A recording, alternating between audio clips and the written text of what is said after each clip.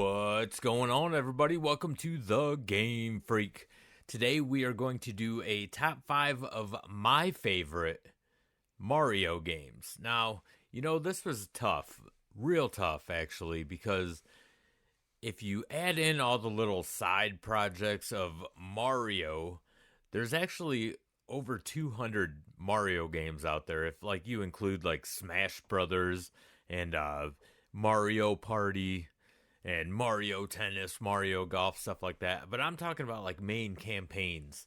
So I'm going to break down my favorite of the franchise, my top 5 of the franchise. Now, I'm just going to warn everyone right now, and I'm sure a lot of Nintendo fanboys are going to chime in on this, and they're going to say how wrong I am. Let me just tell you right now, I'm not wrong, and I'm not right.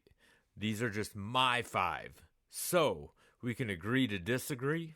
I'm just going to let that out right now because everybody is going to have a different list here. I promise you.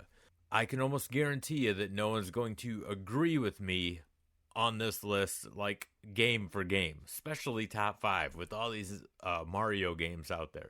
So, just wanted to get that out of the way. So, let's dive into this.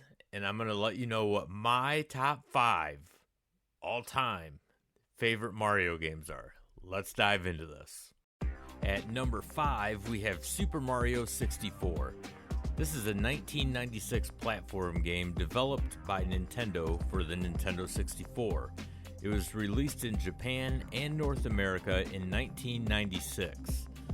It is the first Super Mario game to feature 3D gameplay, combining traditional Super Mario gameplay, visual style, and characters in a large open world.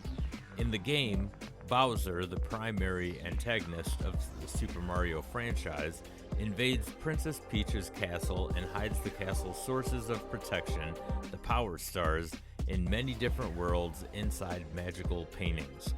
As Mario, the player collects Power Stars to unlock enough of Princess Peach's castle to get to Bowser and rescue Princess Peach. At number 4, we have Super Mario Bros. 3. This is a 1988 platform game developed and published by Nintendo for the NES. It was released for the home consoles in Japan on October 23, 1988, but not until 1990 in North America. Players control brothers Mario or Luigi, who must save Princess Toadstool and the rulers of 7 different kingdoms from the antagonist Bowser. As in previous Mario games, they defeat enemies by stomping on them and using items that bestow magical powers. They also have new abilities, including flight and sliding down slopes. Super Mario Bros. 3 introduced many new elements that became Super Mario Bros. Staples, such as Bowser's children, the Koopalings, and a world map to transition between levels. At number 3 on the list, we have Super Mario Bros. Wonder. This is a 2023 platform game developed and published by Nintendo for the Nintendo Switch. It is the first traditional side-scrolling Super Mario game since New Super Mario Bros. U, which came out in 2012. The player controls Mario, Luigi, and about 12 of their friends as they attempt to stop Bowser, who plots to take over a new land known as the Flower Kingdom after using the magical Wonder Flower to fuse himself with the kingdom's castle. Now, I'm not gonna lie, when this game released, I was very hesitant before I bought it because just looking at it, it looks like they tried doing too much because there was so much going on in these levels. But after playing it from start to finish, I can honestly say I had an absolute blast, and I highly recommend this game. Check it out. At number 2 on the list, we have Super Mario Bros. 2. This is a platform game developed by Nintendo for the NES. It was first released in North America in September 1988. Mario has a dream of a staircase leading to a mysterious door to a mysterious place.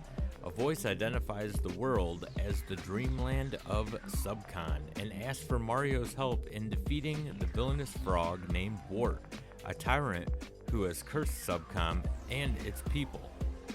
Mario suddenly awakes and decides to tell Luigi, Toad, and Princess Toadstool, who all report experiencing the same dream.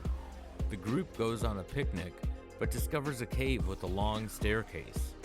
Through a door at the top, they are transported to Subcon, revealing their dreams to have been real.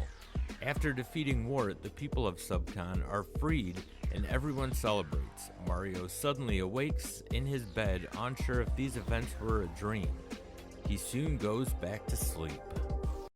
And finally, at number 1, we have Super Mario Odyssey. This is a 2017 platform game developed and published by Nintendo for the Nintendo Switch.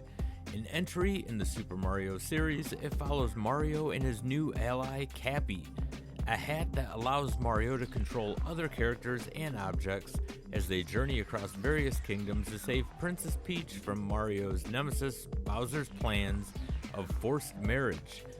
In contrast to the linear gameplay of prior entries, the game returns to the primarily open-ended 3D platform gameplay featured in Super Mario 64 and Super Mario Sunshine.